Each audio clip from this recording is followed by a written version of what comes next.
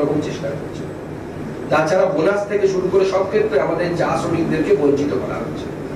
এবং চা শ্রমিকদের যদি বর্তমান অবস্থা দেখি, 42টি বাগানে কোনো স্কুল নেই, 17% চা শ্রমিকের গৃহে অর্থাৎ বাড়িতে বিদ্যুৎ সংযোগ নেই, 19.3% যেখানে ঘর আছে, যেখানে বিদ্যুৎ সংযোগ আছে কিন্তু তার অবস্থা অত্যন্ত খারাপ, না থাকার মতোই। 60% মাত্র বাগানে সেখানে স্বাস্থ্য পরিষেবা আছে।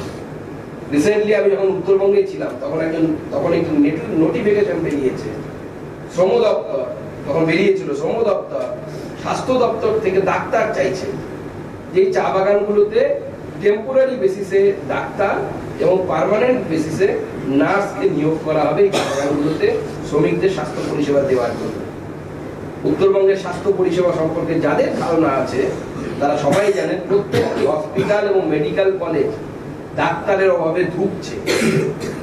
যে কোনো লোককে, রাস্তায় পথ চলতি মানুষকে, তৃণমূল কংগ্রেস নেতারা অসুস্থ হলে উত্তরবঙ্গের হসপিটালে চিকিৎসা করায় না, পালিয়ে আসে, এখানে আসে অথবা দক্ষিণ ভারত যায়। কতগুলো উদাহরণ নেবে, প্রচুর উদাহরণ আছে। তৃণমূল কংগ্রেসের নেতারা পর্যন্ত করে না। ট্রমা সেন্টারের অবস্থা নেই, ব্যবস্থা নেই, অত্যন্ত খারাপ অবস্থা। সেখানে আমি আসছি, কেন্দ্র সরকার ট্রমা সেন্টার খোলার জন্য 100 কোটি টাকারও বেশি মালদা হসপিটালে দিয়েছে, কিন্তু এখনো পর্যন্ত সেই মালদা মেডিকেল কলেজে সেখানে এখনো পর্যন্ত ট্রমা সেন্টার খোলা হয়নি।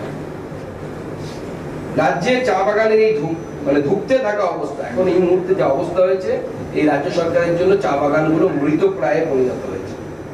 তার মধ্যে মমতা বন্দ্যোপাধ্যায় নতুন সিদ্ধান্ত নিয়েছেন যে বাগানের 30% জমি যাতে চা চাষ হচ্ছে বা হচ্ছে না, এই ধরনের জমি অন্য কাজে, পর্যটন বা অন্য কোনো কাজে ব্যবহার করার জন্য রাজ্য সরকার সিদ্ধান্ত দিয়েছে বা চা মালিকদেরকে ছাড়পত্র দিয়েছে। অথচ যখন চা বাগানের আদিবাসী, গোর্খা, রাজবংশী তারা যখন চাইছে যে আমাদেরকে স্থায়ী পাট্টা দেওয়া হোক যাতে আমরা প্রধানমন্ত্রী আবাস যোজনায় আবেদন করতে পারি, তাদের কিন্তু স্থায়ী পাট্টা দেওয়া যাচ্ছে না। কিন্তু এই 30% জমি আগামী দিনে কাদের হাতে তুলে দেওয়া হবে এই বিষয়ে কিন্তু আমরা যথেষ্ট সন্দিহান আছি। উত্তরবঙ্গের একটা বড় সমস্যা হচ্ছে, আপনারা জানেন আমাদের গোর্খা ভাইদের যে লং স্ট্যান্ডিং ডিমান্ড